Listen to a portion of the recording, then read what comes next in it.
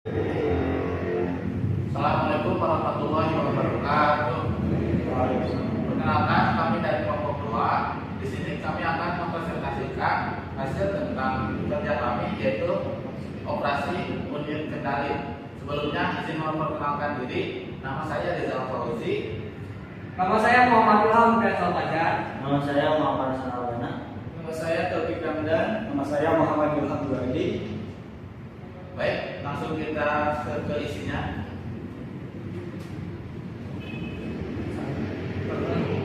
Teman-teman, operasi unit kendali dalam bahasa Inggris itu control unit atau CPU adalah salah satu bagian dari CPU yang bertugas untuk memberikan arahan atau kendali kontrol terhadap operasi yang dilakukan di bagian alur aritmetik logical unit. Di dalam CPU tersebut, output dari CPU ini akan mengatur aktivitas dari bagian lainnya dari perangkat CPU tersebut.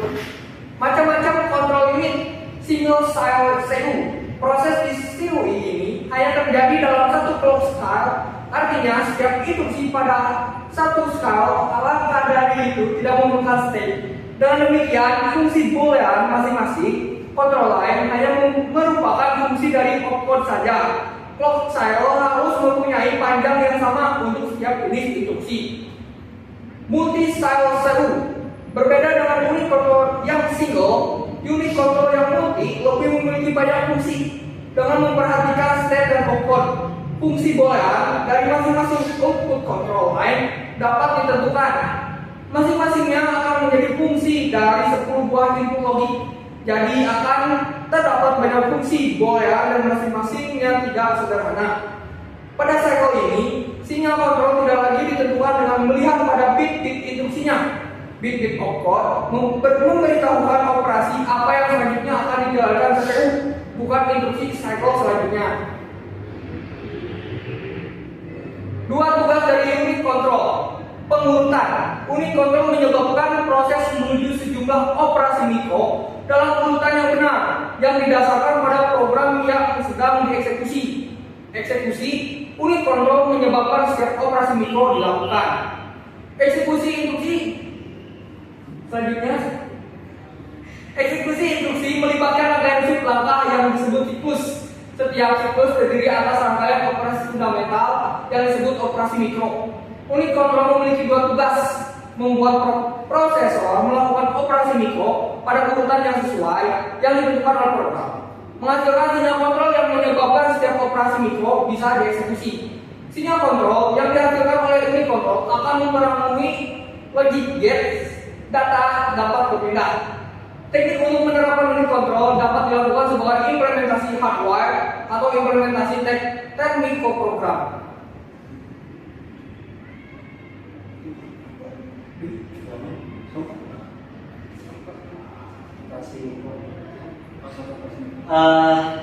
Satu, operasi mikro meliputi siklus-siklus instruksi. Setiap satu instruksi dapat dianggap sebagai susunan sejumlah satuan siklus yang lebih kecil. Misal, fetch, execute di pipeline. Setiap satuan siklus kecil tersebut terdiri dari langkah-langkah operasi mikro. Kata mikro mengacu pada fakta bahwa tiap langkah adalah sederhana dan akan menyelesaikan operasi terkecil. Operasi mikro merupakan operasi prosesor yang fungsional dan atomik. Elemen-elemen eksklusif program bisa dilihat, ada program execution, terus di bawahnya ada instruction cycle, ada dan lain-lain. Berikutnya siklus fetch. Contoh siklus fetch saat awal PC berisi 1100 memindahkan alamat ke MAR. Bus alamat mengandung alamat yang disimpan di MAR. Unit kontrol mengeluarkan perintah read dan kontrol bus. Hasilnya muncul di bus data dan disalin ke MBR. Untuk menyiapkan instruksi berikutnya, DC dinaikkan satu langkah terakhir adalah memindahkan isi MBR ke IR. Dengan demikian, siklus fetch sederhana sebenarnya terdiri atas 3 langkah dan 4 operasi mikro. Secara simbolik dapat ditulis sebagai berikut. Nah, bisa dilihat kawan-kawan T1, MAR, visi dan yang lain. Urutan event OP siklus batch. Next slide. Ini adalah urutan siklus batch ya. Kawan-kawan bisa dilihat sendiri dan bisa dipahami sendiri ya. Berikutnya ada siklus batch tak langsung.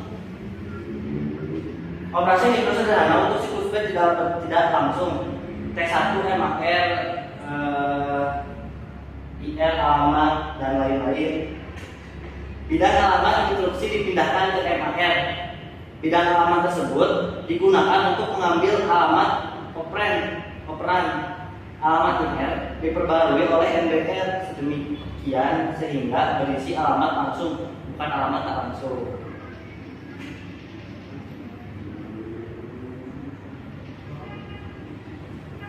Berikut ada siklus interupsi.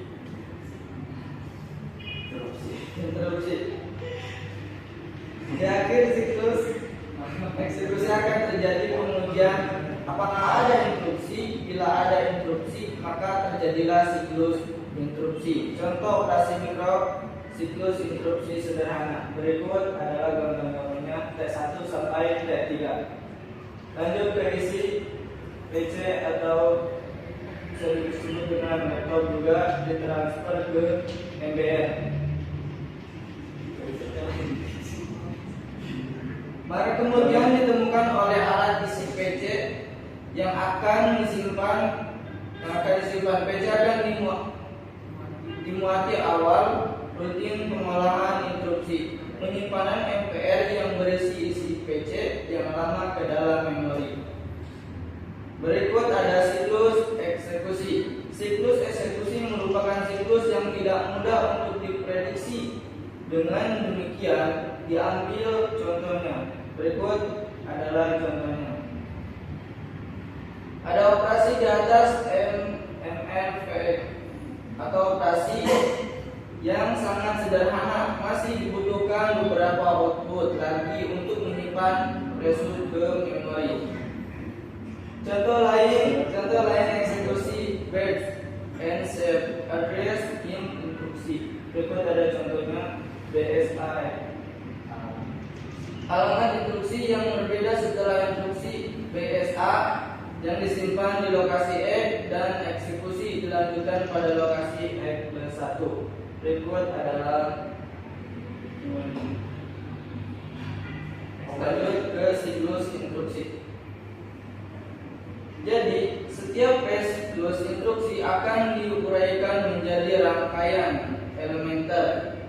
Seluruh rangkaian dapat digambarkan secara utuh. Dengan demikian, register 2 bit yang berisi satu ECC atau disebut dengan introduction class. Berikut ada 001 001 base 10 eksekusi 11 ada eksekusi. Lanjut ke siklus tidak langsung selalu diikuti siklus eksekusi. Siklus instruksi selalu diikuti siklus base. Diagram di bawah menggambarkan rangkaian operasi lengkap yang hanya tergantung pada rangkaian instruksi dan pola instruksi. Berikut di bawah ada gambar.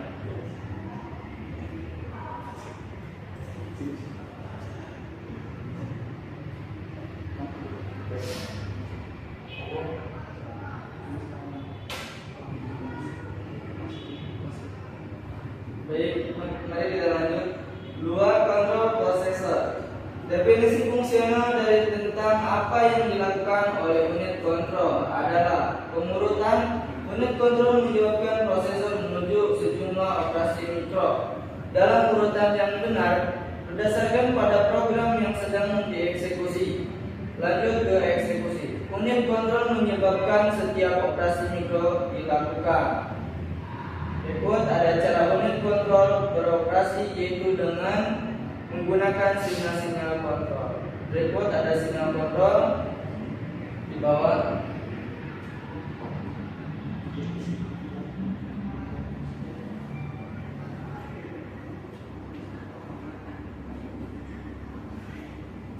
Baik, selanjutnya yaitu ada sinyal kontrol. Yang pertama, spesifikasi eksternal. Dalam melaksanakan fungsinya, unit kontrol harus memiliki input yang memungkinkan untuk mengetahui status sistem dan memiliki output yang dapat mengatur perilaku sistem. 2. Spesifikasi internal. Unit kontrol harus memiliki logika yang diperlukan untuk membentuk fungsi pengurutan dan fungsi eksekusinya. Elemen-elemen sinyal kontrol. Pertama, sinyal yang mengaktifasi fungsi-fungsi alur. Kedua, sinyal yang mengaktifasi alur-alur data. Dan yang terakhir, sinyal pada bus sistem eksternal atau interface lainnya. Bawahnya ada sebuah model unit kontrol. Next.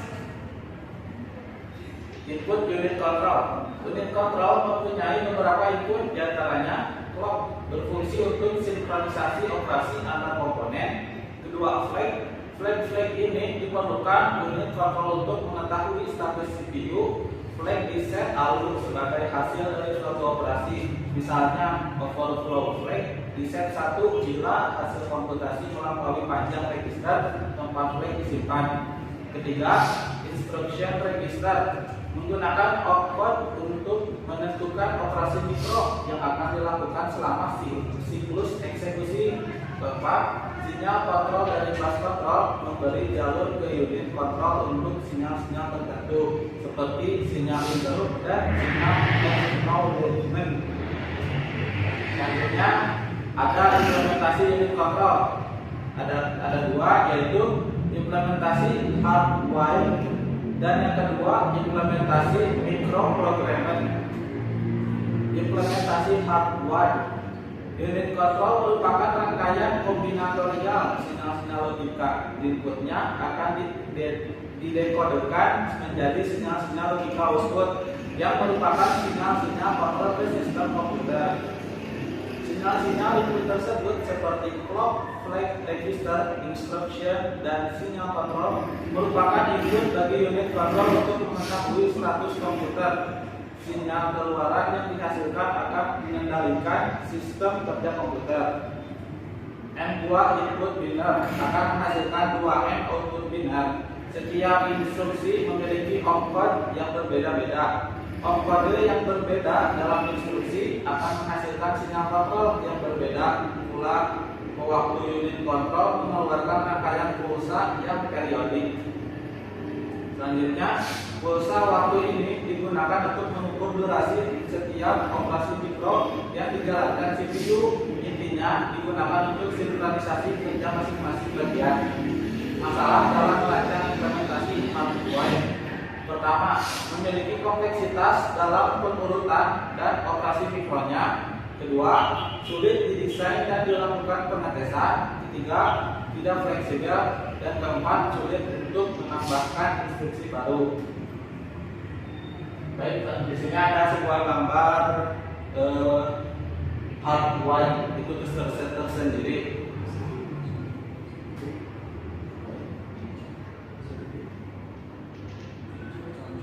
Contoh sinyalnya IP, LT, IP, LM, RW, LD, ED, GLI.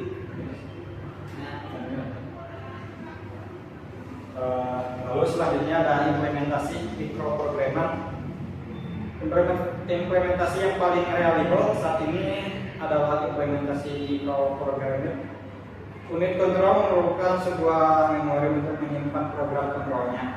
Fungsi-fungsi pengontrolan dilakukan berdasarkan program kontrol yang tersimpan pada unit kontrol. Selain itu, fungsi-fungsi pengontrolan tidak berdasarkan dikode dari input unit kontrol lagi.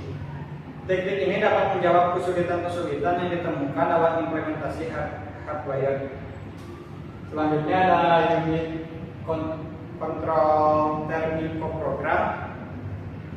Set instruksi mikro disimpan dalam memori kontrol. Register alamat kontrol berisi alamat instruksi mikro berikut yang akan dibaca. Jika instruksi mikro dibaca dari memori kontrol, instruksi tersebut dipindahkan ke register buffer kontrol. Sequence logik menguatkan register alamat kontrol dan menggelarkan instruksi read. Lalu unit kontrol terminal program untuk mengeksekusi instruksi SL mengeluarkan read ke CM. Word yang terbaca dengan alamat dari char yang akan ditransfer dari CM ke CDR, isi dari CDR menghasilkan sinyal kontrol dan informasi alamat berikutnya untuk menuntun SL. SL akan memuat sebuah alamat baru ke char berdasarkan informasi dari CDR dan alur flag. Semua kejadian di atas terjadi selama satu full stack log. Kelebihan dan kekurangan. Kelebihannya, pertama dapat menyederhanakan perancangan unit kontrol. Yang kedua lebih murah, lebih sedikit kesalahan yang bisa terjadi pada saat implementasi. Yang ketiga, penerapan sequence logic dan decoder merupakan bagian logika yang mudah daripada unit kontrol hardware yang merupakan sirkuit logik yang sangat kompleks. Kekurangannya yaitu unit terminal program akan lebih lambat daripada unit hardware. Teknik ini banyak pada CISC dan unit kontrol hardware lebih digunakan pada RISC. Eksekusi instruksi mikro. Pada dasarnya eksekusi ini adalah untuk menghasilkan sinyal-sinyal kontrol. Sebagian sinyal-sinyal tersebut menuju ke dalam CPU dan sebagian lagi ke bus kontrol eksternal atau antarmuka eksternal. Aplikasi pemrograman mikro. Semenjak pemrograman mikro populer di tahun 1960, maka terdapat banyak variasi implementasi. Yang pertama realisasi komputer, yang kedua emulasi. Emulasinya dalam emulasi mesin lain. Yang ketiga dukungan sistem operasi. Yang keempat realisasi special equipment. Yang kelima dukungan bahasa tingkat tinggi. Yang keenam diagnostik mikro. Yang ketujuh penyesuaian pemakaian. Selanjutnya saya serahkan lagi kepada moderator. Baik, cukup sekian dari presentasi kami. Mohon maaf bila ada kekurangan. Terima kasih. Wassalamualaikum warahmatullahi wabarakatuh.